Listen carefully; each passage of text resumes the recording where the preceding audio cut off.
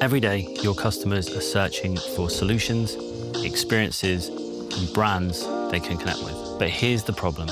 Most businesses focus on what they sell, as opposed to how their audience thinks, feels, and makes decisions. And if you don't align with how they see the world, you'll struggle to grab their attention, build trust, and create real engagement. So how do you become the brand that your audience is actually looking for? Well, that's what we're going to break down today in this video. We'll cover why most brands miss the mark when it comes to attracting their audience, the key psychological drivers behind audience connection, and actionable steps so you can make your brand the go-to for your audience. The mistake most brands make. Most businesses assume that if they just talk about what they do, their audience will listen. They focus on features, services, and pricing, and completely ignore the emotional and psychological triggers that help people to choose one brand over another. Here's the reality. People don't just buy products. They buy into brands that align with their values, their identity, and their aspirations. If your brand doesn't speak directly to these things, you're just another product in a crowded marketplace. The brands that stand out, they don't just sell, they connect. So let's break down how you can do the same. Step 1, know your audience better than they know themselves. Before you can be the brand they're looking for, you first need to understand who they are. And this goes way beyond demographics such as age, location, and industry. You need to get inside their psychology.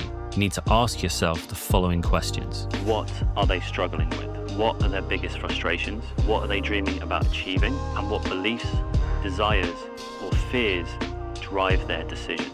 For example, let's say you run a business consultancy. Most business consultants would market themselves by saying, we help businesses scale and improve their operations. But what if your audience's real problem is feeling overwhelmed and directionless? A better approach would be, we help business owners to simplify their strategy so they can finally feel in control of their growth. See the difference? You're not just selling a service, you're speaking directly to their experience and emotions. And the more you understand your audience's inner world, the more magnetic your brand will become. Step 2, position your brand as the answer. Once you understand what your audience wants and needs, your job is to position your brand as the ultimate solution to what they are looking for. This comes down to brand positioning, messaging, marketing, and storytelling. A strong brand does these 3 things. Clarifies the problem your audience is facing, positions your brand as the guide who has the solution, gives a clear pathway and paints a picture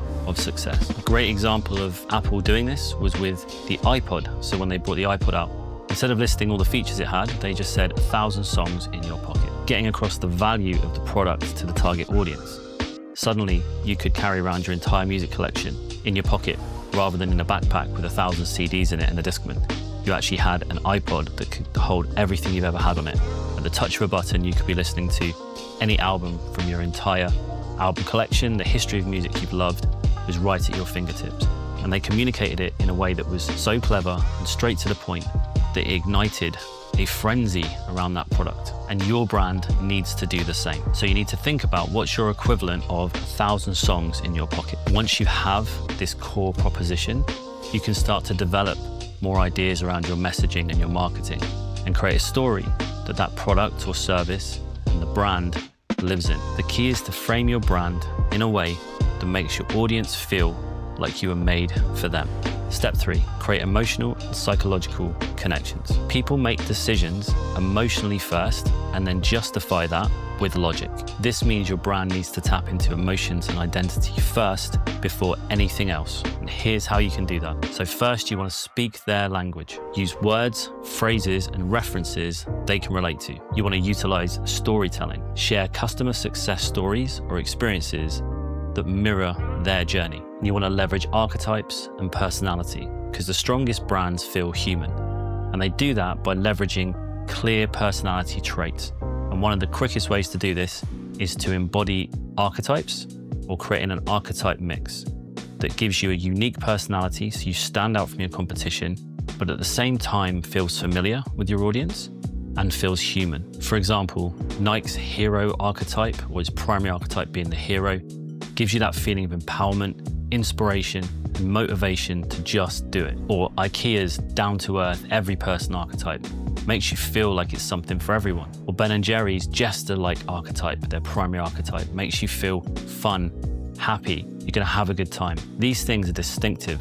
They come across in their marketing, they come across in their design, they come across in their messaging, they come across with everything they do. And it's what sets best brands apart from the ones that we just pass by. And there's actually scientific studies to prove this. So on the Unified Brand podcast, I was lucky to speak to Dr. Brand Love, as he's called, and he went through a study how people develop brand love or love for a brand. And one of the ways they do this is if they see a brand as more of a person, as a thing. So in our mind, we psychologically have a spectrum of people versus things. So the brands that we love the most, the brands that are the most iconic, we actually subconsciously see as a person as opposed to a thing. Now, logically, we know that Harley Davidson isn't a person, but on a subconscious level, we think of it more as a person as opposed to a thing. And the way to do that is by leveraging human characteristics, developing a strong personality, utilizing archetypes, tone of voice, all these things to communicate something of substance, something that has values, and something that feels like you can connect to it as an individual. And it's been proven that the brands that connect emotionally, they win long term. If you've enjoyed the video so far, please hit the like button below. And in the comments, what's your favorite brand and why? Which brand has captivated you? Which brand do you belong to as a tribe? Which brand would you fight for no matter what? Let us know in the comments below. Step 4. Show up where they already are. Even if you craft the perfect brand, even if you have the perfect message, even if you develop the perfect product. None of this will matter if the right people don't see it. So you need to be present in the spaces where your audience are already looking for these answers. Think about, where do they spend their time online? Is it LinkedIn? Is it YouTube? Is it TikTok? What type of content do they consume? Is it blog posts, podcasts, videos? And who do they trust? Is it industry leaders, communities, or even influencers? Your goal is to show up consistently where they are so that when they need what you offer, you remain top of mind. Because here's the thing, if your audience can't find you, they can't choose you. Step 5, be consistently recognizable. Brands that succeed aren't just visible, they're memorable. And this requires consistency in your messaging. Your brand should be saying the same things in the same tone across all platforms. You'll generally have a few key messaging pillars or points that you want to get across that directly tie into your positioning and your value proposition. And these want to be repeated as often as possible. You want to be consistent across your visual identity. So your colors, typography, imagery styles, graphical elements that you use, all of these things want to be consistent across different platforms. It doesn't mean you can't change and you can't evolve and you can't tweak them slightly for different events or different products or different settings, but they want to make sense and they want to have a through line between them. You want to make sure that if someone sees one ad, they recognize it as your brand. When they see another ad, they recognize it as your brand. They want to be able to have this consistency running through everything that you do so that visually there's a cue, there's a hook.